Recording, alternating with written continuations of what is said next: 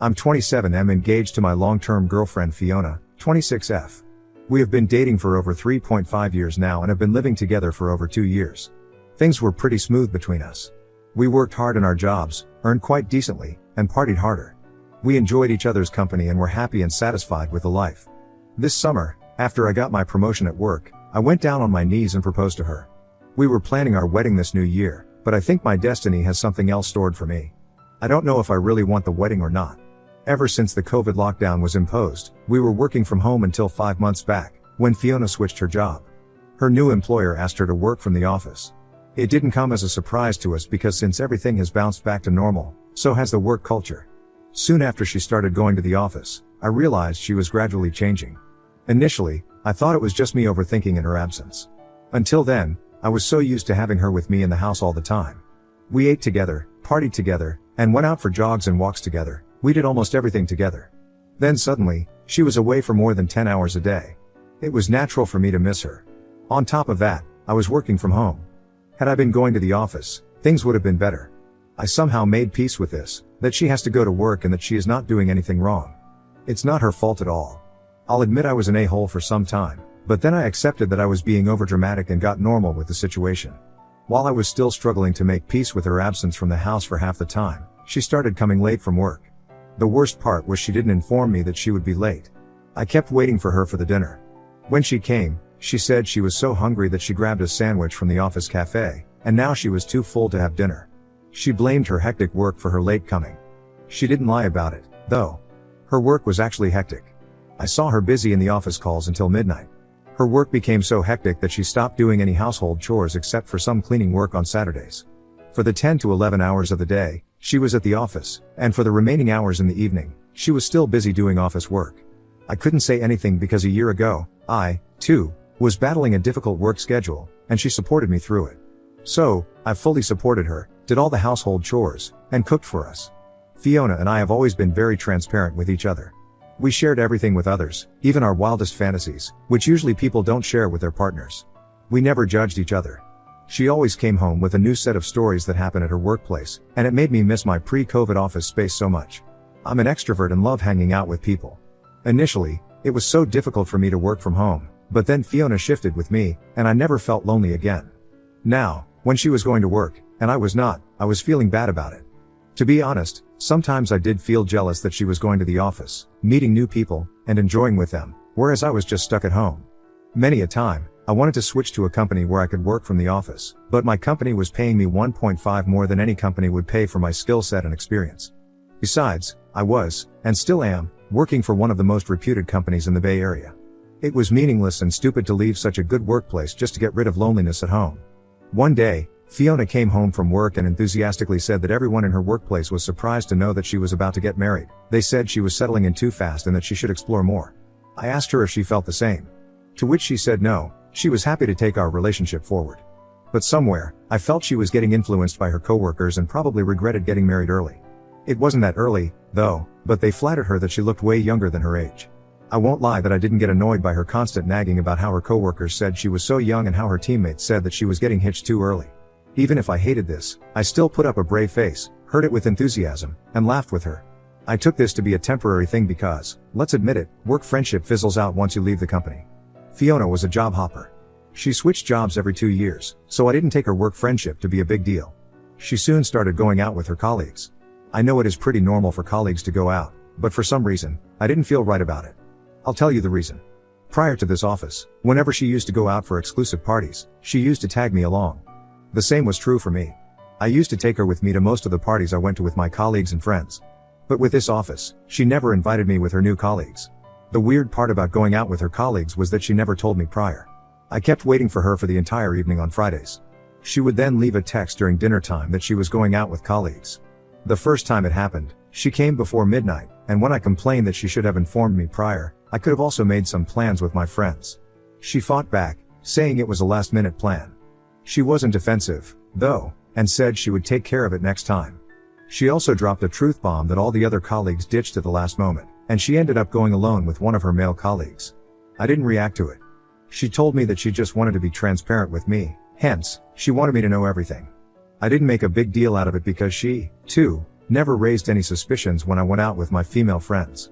We were very secure about each other, actually. The next instance, she did inform me prior. I also went out with my friends, but I was home by midnight. After coming back, when I called her, she said she was leaving it then, after midnight, but she arrived home at 2 a.m. The bar she went to was hardly 20 minutes away from our place. When I asked her why it was so late, she said she went to drop off one of her colleagues because she didn't bring her car. I didn't feel good about it, yet I let it slide after a while. Then comes the third instance, which was kind of a deal breaker for me. She went out again with her colleagues. I was just not able to sleep that night. I was mentally prepared that she would come by 2 a.m. But at 2 p.m., I get a text from her that she is going for a long drive to a sunrise point 50 miles away from the city. I can't explain how angry I was with that text. It made me more restless about it. I tried hard to sleep but just could not. I felt something was wrong. At 5 a.m. in the morning, I got a text again that her phone had discharged and might be dead soon. People who go for a sunrise to that place are usually back by 9 to 10 a.m. in the morning. At least 2 months back, Fiona and I went together to that place with our other friends, and we were back before 10 in the morning. A little after 10 in the morning, I got a call from an unknown number. It was Fiona. She said her car had broken down on the way back and that she would be late. She finally came back in the afternoon. I was so done with her tantrums for the whole night and throughout the morning that I went fishing in the morning because I was just not able to sleep. I felt so restless. I deliberately came home late in the afternoon. I came home to find her sleeping. When she saw me, she asked me to come to her on the bed. I didn't say anything and came out of the room and dozed off on the living room couch. When she woke up in the evening, she behaved as if nothing had happened. When she saw me angry, she said I was just being overdramatic. She had just gone out with her colleagues, and after the bar was closed, they decided to go for the long drive to Sunrise Point, and while returning, her car actually broke. She showed me the service center bill. I asked her whose number did she call me in the morning.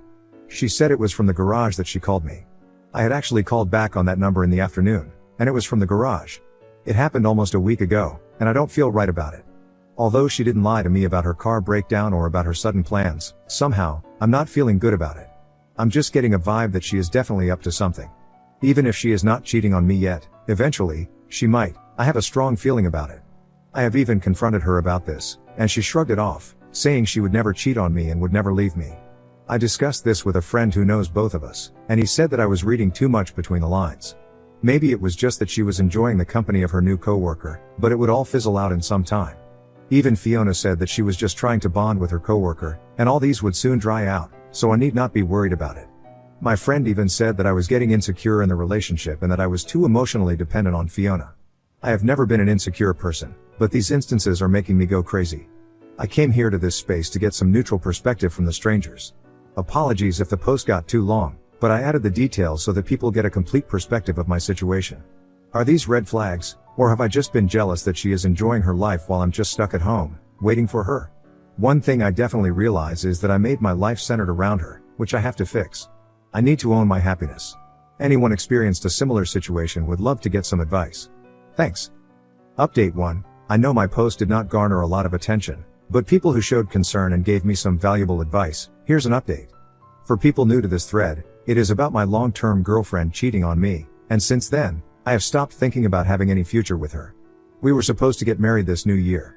So, as I mentioned, I wasn't feeling very good about Fiona loitering the whole night with her colleagues.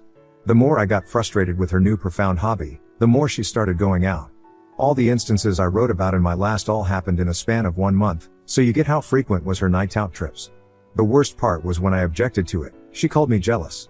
She advised me to join a company where I could work from the office.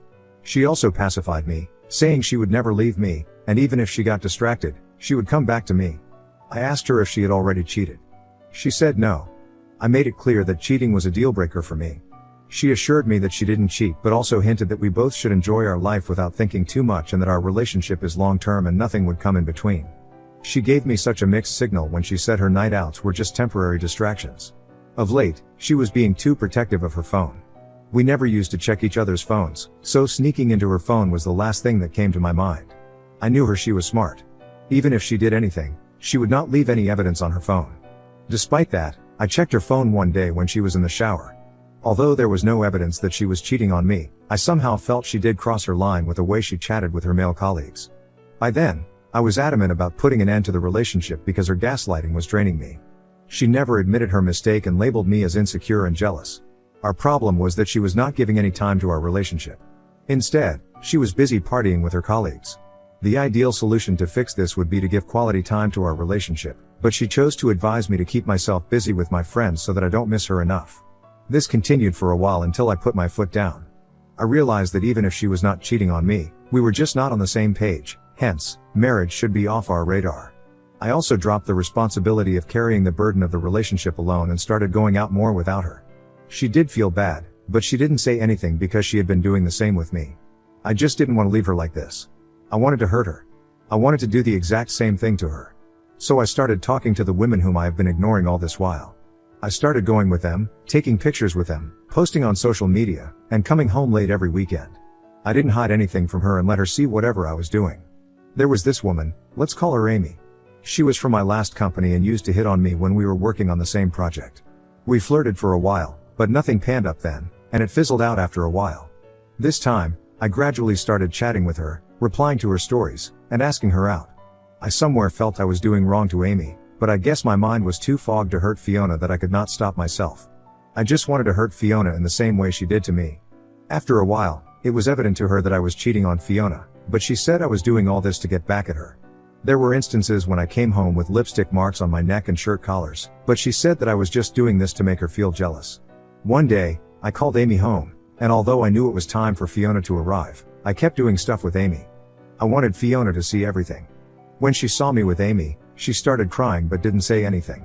I told her that I knew she, too, had cheated on me, though I had no evidence. I just shot in the air. Guess what? She admitted to it.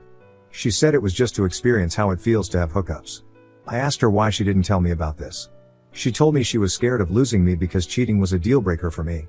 We used to share our darkest fantasies with each other, yet she didn't tell me that she wanted to hook up with her colleague. She said I was conservative in the relationship and would have never allowed that.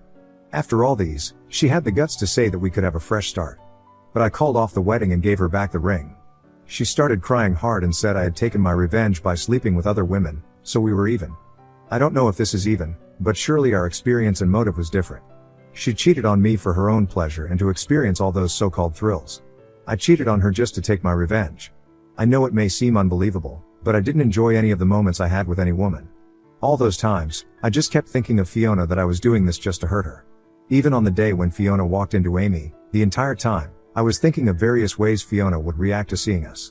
I know it might sound pathetic, but that is what it is. I don't know if it was love or hatred that wanted to hurt her so badly. After the confrontation, I asked her to move out because the lease agreement was in my name. I would have left if it was rented and not leased. She pleaded with me for a fresh start, but I was done with her. While leaving, she said she would wait for me to cool off. I told her not to because I would not change my mind. It's just been a week. I won't lie, I'm feeling terrible without her, but I'm never going to have her back in my life. I'm planning for a staycation to clear my head off this. Also, I'm planning to vacate this house because it is just too many memories of her. I won't be able to move on if I stay in this house. We'll update if anything develops. Update 2. Thanks for all the support in my last thread. It kind of got lots of attention. I wanted to provide a small update on my life. I called off my wedding on the day of the confrontation and gave back the ring to Fiona. She didn't give hers. She said she would wait for me to cool down. We were in the middle of preparing for our wedding when it all happened. We were, in fact, talking with the wedding planner and visiting the venue as well. When I canceled the contract with the wedding planner, Fiona called me and cried. She said she had forgiven me for my cheating, and I should also forgive her. I told her I didn't want to start a married life on the basis of cheating. She said I can take a break from her for a while and then get back together. I said I surely need a break, but I'm not sure if I'll come back to her. She started crying and saying sorry. She said that everyone knew about the wedding and now I'm canceling it. Then what should she tell her parents? I told her to tell the truth. She asked me if she could come home to meet me. I said I was busy. After that, she messaged me a few times, asking me if she could come over. I told her I was with Amy, and she stopped asking me again. I wasn't lying. I continued to see Amy after my breakup with Fiona. Amy wasn't looking for a serious relationship, and neither was I. We both are just having a good time together. That's it. I'm traveling to Alaska for a month-long staycation. I hope that will help me move on with my past. I still think of my good days with Fiona and wonder where it went wrong. I don't know whose fault it was. Some of my friends said I could have saved the relationship by giving her a chance. I'm not being arrogant, but what was the point of having that relationship where I feel suffocated every day? Even prior to her cheating, she was gaslighting the situation at home. She ignored our problems and never tried to fix them. Any relationship takes two people to sustain, but in my case, I felt I was just running it alone for the last many months. Thank God I spotted the red flags just at the right time before it was too late. I hope I come out of this stronger. Probably I'll make the next update on my Alaska trip. Thanks for being there for me. Now on to the next story. Story 2. My brother's fiancée excluded me from their wedding. My family has long known of my sexuality. I came out in my teens and everyone has been fully supportive of me. I couldn't have asked for better people around me. My brother and his fiancée are getting married and I was one of the first people they invited. I was really happy for them, had a gift picked out and everything. We were all so excited. Today my brother sent me a text completely out of the blue informing me that as much as he wants me at his wedding he doesn't think it's a good idea that I come. When I asked why, he told me that his fiancée can't allow a sinner at the reception, her words, and doesn't agree with homosexuality, which absolutely shocked me to hear. She always seems supportive of me. I honestly never felt an ounce of hatred from her prior to this. Apparently she can't see past my sexuality and has always pretended to be okay with it to not make things awkward at family functions. I also learnt that most of her family are in agreement with this. I knew they were religious but not like this. The more details I learnt, the more sick to my stomach I felt. I loved her like a sister and I always thought she cared about me too. Part of me feels like this is a bad dream because it just doesn't feel real. I called my brother to discuss this further and I just broke down. I had so many questions I couldn't figure out how to ask. He tried to comfort me. I got the sense he didn't agree with this at all but is being forced to do it by his fiancée. I was in such a state of upset that I then called my parents to explain the situation and I couldn't stop crying. I felt so hurt and betrayed by both my brother and his fiancée. My father said if I'm not allowed to go he's pulling out of the wedding entirely and my mother was in agreement. I feel like I'm breaking up the family and I hate myself for it. I just can't understand or comprehend this. My brother and I have been so incredibly close for all of our lives. He's been my #1 supporter. We have always been there for each other. I was so excited to be there for his special day. Now I just feel so depressed and embarrassed. I've rarely had trouble accepting myself, but this time it's really hitting me. I never chose my sexuality. I've always been this way. This hurts. I don't know what to do anymore. Update: the post blew up and so many of you sent your well wishes and some really comforting advice, so I want to thank all of you. This is an amazing community. I felt so alone in that moment, reconsidering my entire life, thinking about who has really been there for me. It was the first time in a very long time that I felt shame about something I can't control. I've moved past that and searched for answers and clarity regarding the situation. I felt I was responsible for breaking up the family, but you guys assured me that it was really my brother and his fiancée that were breaking up the family. The more I thought about this, the more I realized it was true. My brother did have a say over his special day too. Many of you said that my brother was acting spineless for not defending me and should have had my back from the beginning. After my initial sadness wore off, I completely agreed with this, and it hurt to know that anything else mattered more than us, his blood family. To me, family comes first, and my brother put his fiancée ahead of us. We organized to have a family meeting in person. My parents, my brother and I. The fiancée was not invited, ironic, because it wasn't her place. She made her position in this very clear. She made my brother choose between us. I haven't had any contact with her since I found out about this through my brother. She has shown who she really is. I've seen enough. I never want to speak to her again. We all arrived to the family meeting. The mood was tense and uncomfortable at first. I didn't know what to expect, to be honest. I just hoped we could talk some sense into my brother. I hoped my brother would see what was happening and we could change his mind. My parents started off by reiterating that if for any reason I am excluded from the wedding they would not be attending in support of me. They also scolded my brother for not defending me and said he shouldn't be marrying this girl after seeing her true colors. My brother said he wanted to defend me but felt trapped in the commitment of marriage. He thought his fiancée would come around to accepting me and was trying to change her mind. Apparently it was even a surprise to him that came about a few months ago. They had been fighting about it for those months, but he didn't want to involve me in it, and he eventually convinced her to invite me. He said the reason for the uninvite was in the end the fiancée put her foot down, saying it's my big day. I don't have to have anyone there that conflicts with my personal beliefs. My family shouldn't have to be uncomfortable at my wedding, and threatened to actually call off the wedding herself multiple times. To which I said to my brother it's his wedding too and he should have a say, to which he agreed. My parents described the move as completely out of character. I agreed. My parents then chimed in, reminding my brother of how isolated he was becoming and would continue to be at the hands of this woman. My brother eventually came to the conclusion that he's going to call off both the wedding and his relationship. He doesn't see a future with her. He said he felt controlled by her for a long time on various things even unrelated to this. He couldn't have an opinion on anything. He couldn't make decisions without her approval. She was the mastermind behind anything and everything in their lives.